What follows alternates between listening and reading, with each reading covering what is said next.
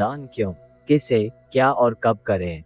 सभी धर्म ग्रंथ और संत महात्मा अनादिकाल से कहते आए हैं कि मानव जीवन का परम लक्ष्य मुक्ति है और उस मुक्ति को प्राप्त करने के लिए जो आंतरिक परिवर्तन होना चाहिए, पतंजलि ऋषि के अनुसार वह 5 कारणों से आता है: पूर्व जन्म के संस्कार, जप योग, तप, दान और औषधि। दान से भी यह परिवर्तन आना संभव है। हमारे धर्म ग्रंथों में विभिन्न प्रकार के दान दाताओं का वर्णन है, जिन्होंने अपने जीवन में अपनी अमूल्य निधि को भी बिना किसी कामना के दान में दे दी, जैसे राजा हरिश्चंद्र, मोरध्वज, कर्ण आदि। ऐसे अनेक उदाहरण हमारे ग्रंथों में मिल जाएंगे। तो ये तो स्पष्ट हो गया कि दान मुक्ति का मार्ग प्रशस्त करता है। अब बात यह आती है कि दान किसे और कब करें। इसके लिए श्रीमद् भगवद गीता श्री कृष्ण ने जो दान के लिए कहा है वह अति महत्वपूर्ण है, क्योंकि गीता में लिखा गया एक एक शब्द भगवान ने अपने श्री मुख से बोला है और गीता का हर एक श्लोक का एक एक शब्द मंत्र तुल्य है। गीता में भगवान ने अध्याय 17 के 20, 21, 22वें श्लोक में दान के भेद बताए हैं। उन्होंने दान को 3 प्रकार का बताया है: सात्विक, राजसिक, तामसिक। दातव्यमिति याद्दानं दीयते अनुपकारिणे, देशे काले च पात्रे च तद्दानं सात्विकं स्मृतम्। 20। जो दान देना ही उचित है, मन में ऐसा विचार करके अनुपकारी को, जो कि प्रत्युपकार करने में समर्थ न हो, यदि समर्थ हो तो भी जिससे प्रत्युपकार चाहा न गया हो, ऐसे अधिकारी को दिया जाता है, तथा जो कुरुक्षेत्र आदि पुण्य भूमि में संक्रांति आदि पुण्यकाल में और 6 अंगों के सहित वेद को जानने वाले ब्राह्मण आदि श्रेष्ठ पात्र को दिया जाता है, वह दान सात्विक दान कहा जाता है।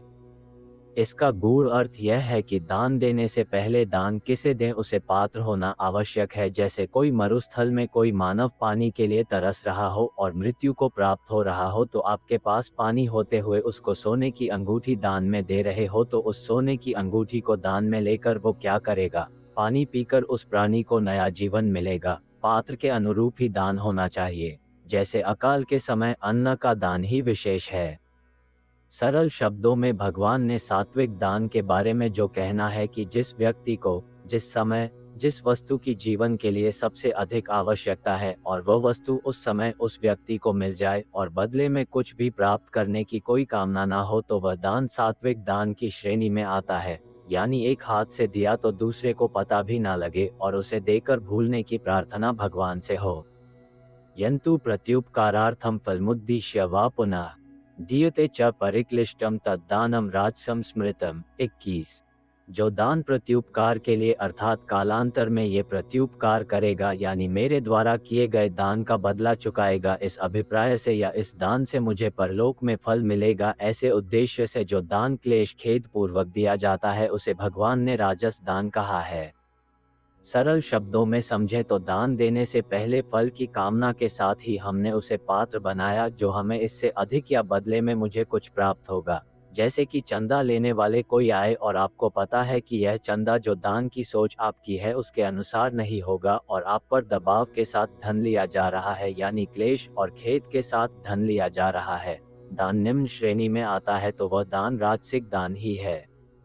आदेश काले यादन पात्रे भयश्च दीयते असत्कृतम विज्ञातम तत्तामसमुदाहृतम। 22। जो दान अयोग्य देश काल में अर्थात अशुद्ध वस्तुओं और मलेच्छ आदि से युक्त पापमय देश में तथा पुण्य के हेतु बतलाए हुए संक्रांति आदि विशेषता से रहित काल में और मूर्ख, चोर आदि अपात्रों को दिया जाता है, तथा जो अच्छे देश काल आदि में भी बिना सत्कार किए प्रिय वचन, पाद प्रक्षालन और पूजा आदि सम्मान से रहित तथा पात्र का अपमान करते हुए दिया जाता है, उसे भगवान ने तामसिक दान कहा है।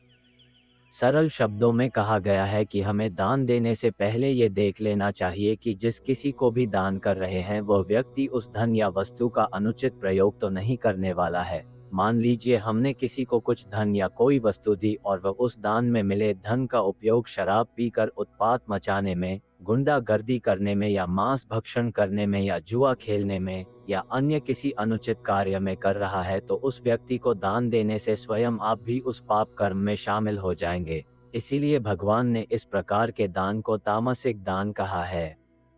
तो इस प्रकार भगवान द्वारा गीता में कहे अनुसार इन 3 प्रकार के दान और उनका प्रभाव आप सभी को अच्छी तरह से समझ में आ गया होगा। गीता में भगवान के कहे अनुसार चलने पर जीवन सहज, सरल और निष्पाप और मुक्त हो सकता है। इस चैनल को सब्सक्राइब और लाइक करें।